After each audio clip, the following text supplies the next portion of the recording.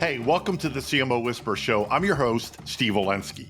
Part marketing practitioner, part ad agency veteran, part journalist. I was a writer for Forbes for 10 years. I've had so many insightful conversations over the years with business leaders, to athletes, to celebrities, to, of course, CMOs. The only difference now is instead of sharing those insights through written form, I'm doing it this way. My guest today is Kathryn Fernandez, Chief Executive Officer of Big Brothers Big Sisters Independence. Kathryn has spent her career helping people reach their full potential. First as a teacher, then as a Peace Corps youth development volunteer, and later through leadership roles across Philadelphia's nonprofit community. Today, she leads one of the region's most impactful organizations, working every day to create life-changing mentoring relationships for young people across the Philadelphia region and Southern New Jersey. Before joining Big Brothers Big Sisters Independence, Kathryn served as Chief Development Officer at Habitat for Humanity Philadelphia, where she helped lead a period of significant growth, strengthened fundraising efforts, and spearheaded the organization's first multi-year campaign, raising a whopping $5.75 million to expand its impact. And throughout her career, Kathryn has built a reputation for combining strategic leadership with authentic relationship building and a deep belief that every young person deserves someone in their corner. Her work has earned her recognition as a Philadelphia Business Journal 40 Under 40 Titan and a Titan 100 Hall of Fame leader. Kathryn Fernandez, welcome to the show. Hi, Steve. Thank you so much for having me. I'm really excited to be here. You are very welcome, and it is my pleasure, and it is a cause that I am very interested in as well, which we'll touch on later. Okay, I want to start with your journey first, if that's okay.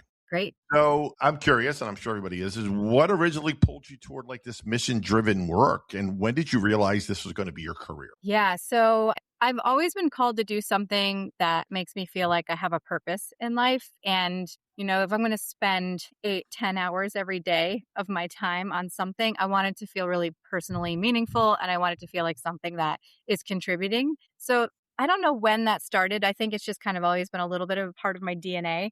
But it originally kind of evolved out of my very first career was as a teacher, and I'm a musician. So I was a high school music teacher. And I mean, I originally had wanted to be a Broadway star, but turns out that's a little competitive. So I went in the direction of teaching instead. And it was a really great experience. I taught down in North Carolina for 2.5 years. And as we all have heard, being a teacher is incredibly difficult. And I didn't make it to that 3-year mark where they say if you make it, you stick around. At the bureaucracy of teaching, the lack of resources, it was really a challenge. The thing I loved, though, is working with the students. I still follow some of them on social. I still have relationships and conversations with them. And it's been a very long time now. And so that evolved. And I was like, what am I going to do next? And I joined the Peace Corps. And I was able to serve in the Peace Corps as a youth development volunteer in Belize in Central America. And that was an incredible experience. It gave me a chance to deepen my understanding of the different perspectives and experiences of youth because I was in a whole new place, and do direct service in the youth sector in all kinds of different ways. You know, I started a literacy program at a library, and I worked with young girls that were in the foster system on a women's empowerment program. And I started a Cub Scouts troop and really got to test all kinds of different programs with youth. And I loved that work. So I was like, I'm going to come back to the States, and I love being a volunteer, but I need to make money. How can I be a volunteer for the rest of my life, but also make money? And I was like, nonprofits, that's about as close as I can get. So I wanted to pursue that path, and I had been working for a long time at that point, and I didn't really want to start completely over in my career. So I was like, how can I get a degree and really like catapult into this space? And that's what brought me to Philly. I went to grad school at Penn. I got my master's in nonprofit leadership and kind of started my journey here in Philadelphia and started my journey in working in the nonprofit sector. And it's been quite an amazing ride. I've worked with a variety of nonprofits in a variety of sectors throughout the city. But I was almost 10 years at Habitat for Humanity Philadelphia, an incredible organization, and really a beautiful time in the evolution of my career and in my life, and accomplished wonderful things there and really built my leadership to where I am now. And as I was starting to explore maybe some next steps, a few really interesting things kind of kept popping up for me. I was mentoring young women at Penn from the program that I had graduated from. And I loved that experience. I really felt this incredible connection to helping young women consider their next professional steps, pursue their careers. And most of the time, the conversations were all about how to build confidence in the professional space and in their personal life. And so I had started talking with some colleagues about starting mentorship programs around the city. And this was years ago. So there was these little nuggets that kept popping up where wanted to reconnect to mentorship, or I wanted to get deeper into mentorship, but I also wanted to reconnect to the youth development space. And then Big Brothers Big Sisters Independence had an opening and it popped up, and I couldn't help but pursue what maybe next. And the more I learned about the position, the more I learned about what the organization needed next, I realized this is where I want to be next. And I think this is where I can have the greatest impact with my background and my skill set and what they need. And then, I'm 2 months in, and every day is just further reinforced why I'm here and why I'm really happy to be here. And this is the right place for me. It's an incredible team. It's an undeniable mission. It's a century of impact and data to support that. So that's what brought me here. So we Big Brothers Big Sisters, look, it's one of the most recognizable, I think, nonprofit brands in the entire country, right? And correct me if I'm wrong, I believe it started in Philadelphia, correct? Absolutely. And that's one of the things a lot of people don't know. It's over a century old, but it did. There was a judge that kept seeing boys coming through kind of the juvenile detention system or through the courts. And going to reformatory school. And this judge was like, I want an intervention. We need a better process for what we do with that. And so they started evolving what eventually turned into Big Brothers Big Sisters here over 110 years ago. And then Philly has evolved into the oldest and one of the biggest affiliates in the network. And Independence, where we are right now, is serving children in Chester, Delaware, Montgomery, Philadelphia counties, as well as in Jersey, in Burlington, Camden, and Gloucester counties. So it's really expanded. It's expanded beyond working just with boys, but to work with all youth, and the vision being to just help all youth across the city achieve their full potential. So it's definitely a challenge, as I know that you have that incredible history and a legacy, right? But by the same token, you have to keep evolving for the next generations, right? So talk a little bit about that kind of fine line, if you will. Yeah. So I think one of the beautiful things is we have this foundation of this legacy brand. And with that foundation, we have, a tremendous amount of data. We're we're rated as one of the highest and trusted nonprofit brands in the country. We have a demonstrated stories of impact. We're really well respected. So those things all work in our favor. One of the challenges, though, is being a part of a federated model. A lot of people don't understand our local brand, and a lot of people don't understand our distinction from national. And so as a nonprofit, that's challenging because we're responsible for our own budget. We're responsible for our own programs, and we have our own governing board. We adapt to our specific environment. So we're competing for dollars. We're not funded by the national headquarters. There's resource shares, but we're ultimately responsible for our own budget. And just because we have this tremendous brand to rely on and it helps, we're still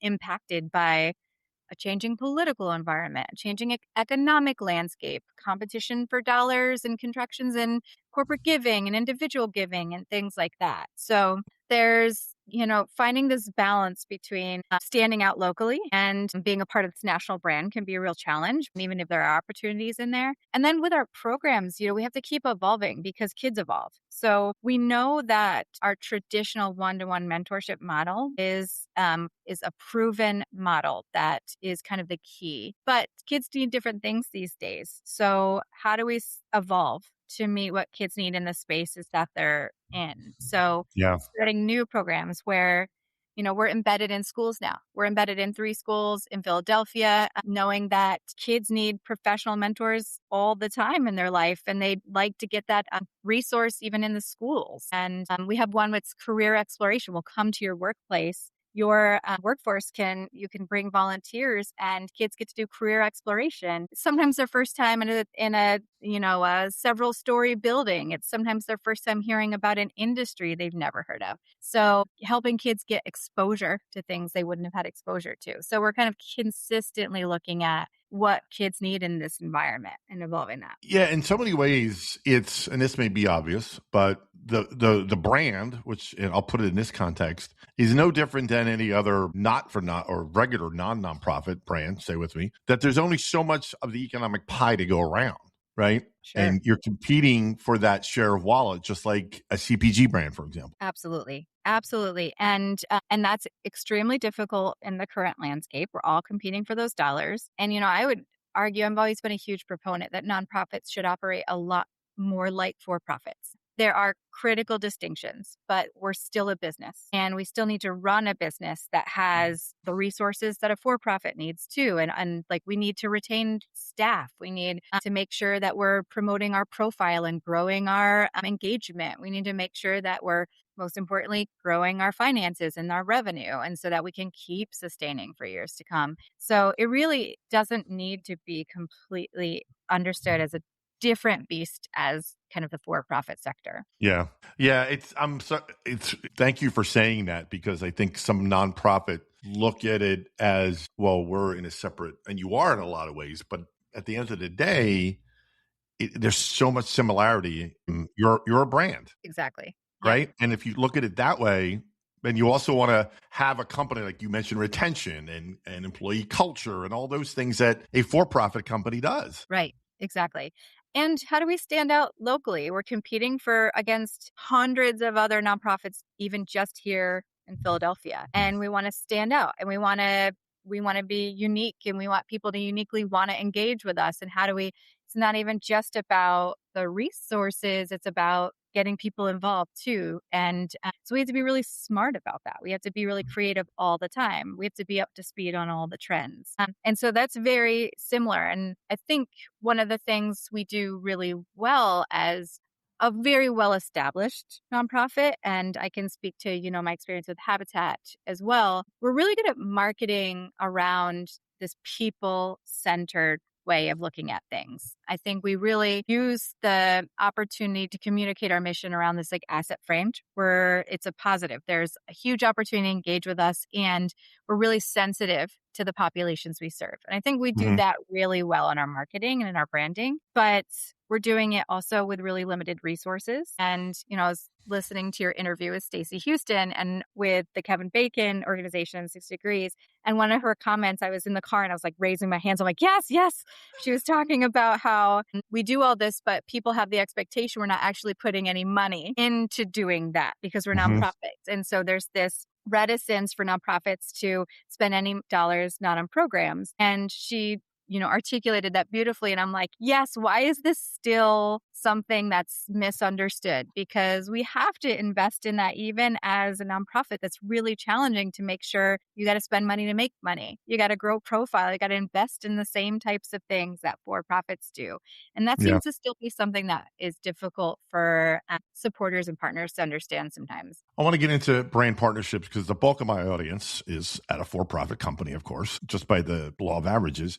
In your experience, what makes for a good brand partner, I guess is what I'm trying to say. Yeah, I love that question. I think the main thing is if you're going to engage with a nonprofit partner, you really want your team to be engaged. It can't be just leadership. It can't be just for the purpose of some kind of win related to exposure. It really needs to be about the company having a team that's engaged behind the mission. So when you're thinking through who you want to connect with, starting with what are your core values and what are your goals around the partnership? And how can you align those up? So sometimes it will be because the company's brand or product is really similar to the nonprofit's. Great. That's kind of a natural way to start.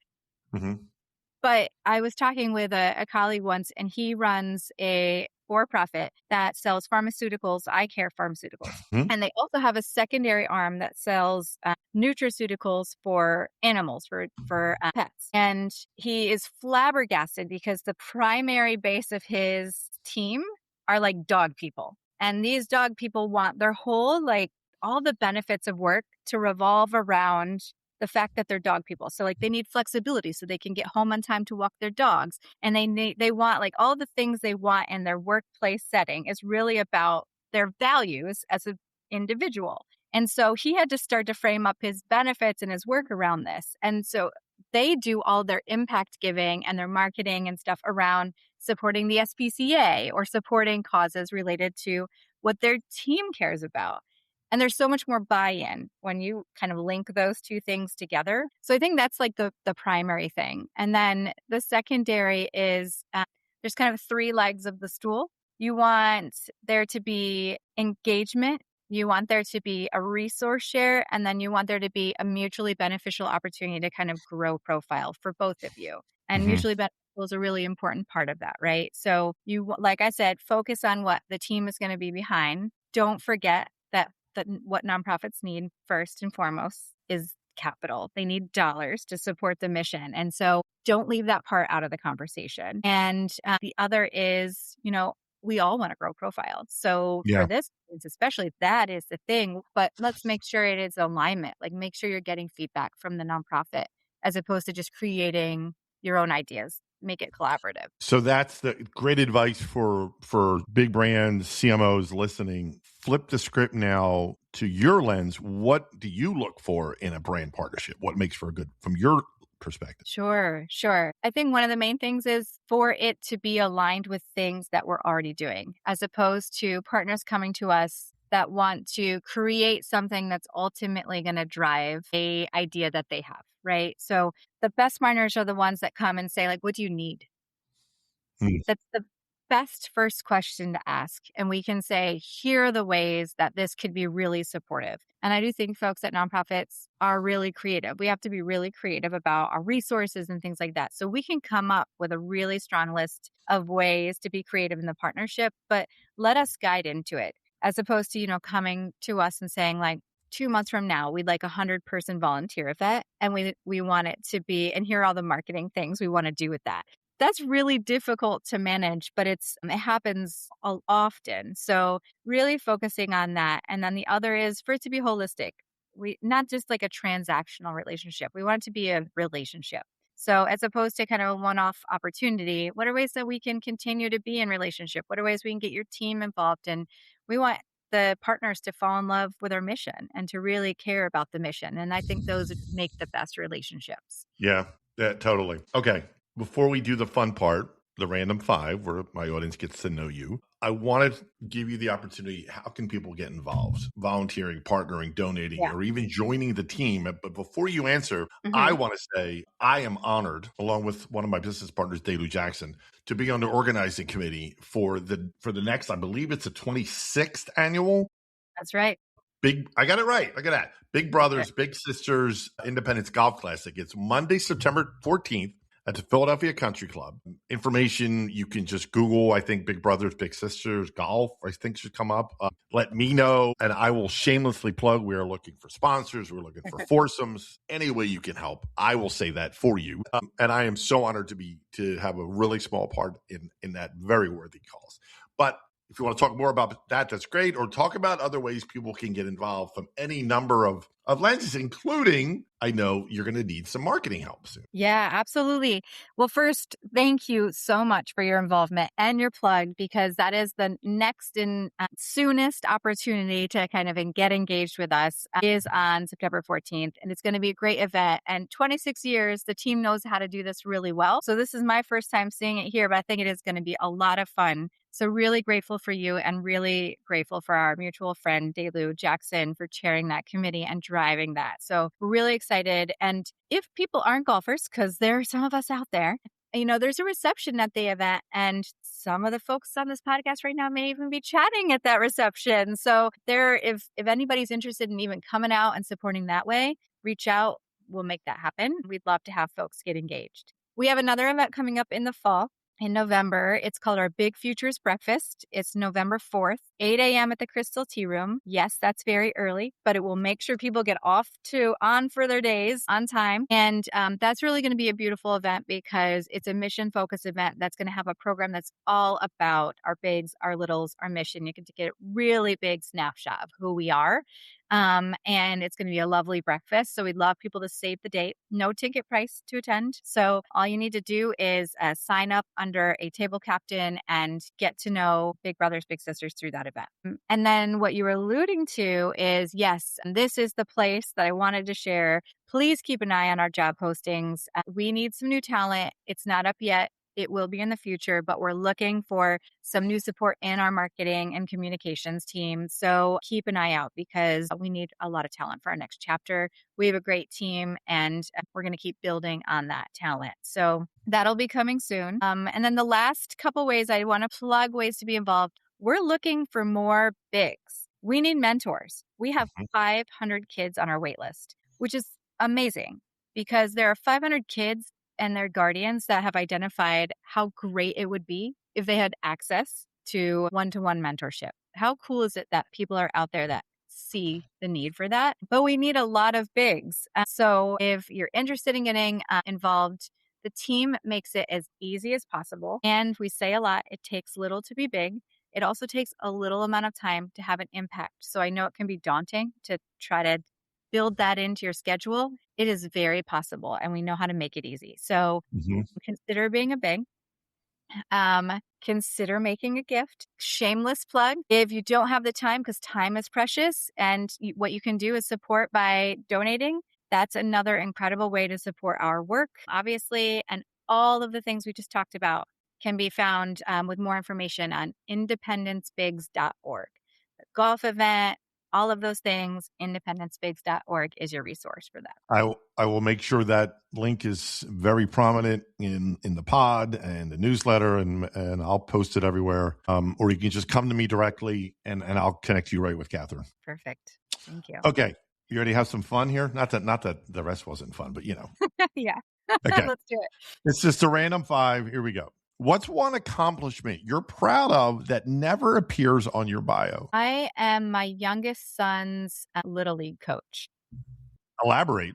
So I played softball growing up. I love ball. We play all kinds of sports in our family, but they were looking for volunteers. So I've been both his head and assistant coach for years. Now he's 9 and he's already starting to outgrow my coaching. So it may not last much longer, but my dad was my softball coach growing up. And so to be able to do this with my kid is really like one of the coolest things. I love that.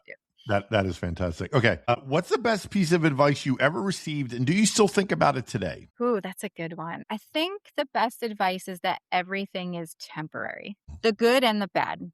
And I do very much rely on that because when the good is happening, it keeps me humble to remember that it's short term, and it keeps me present. And when something difficult is happening, I just keep reminding myself that it will pass. We will move on, and is light at the end of the tunnel. And I actually really rely on that in my day to day on both ends of that spectrum. Yeah, I bet this too shall pass, right? Right.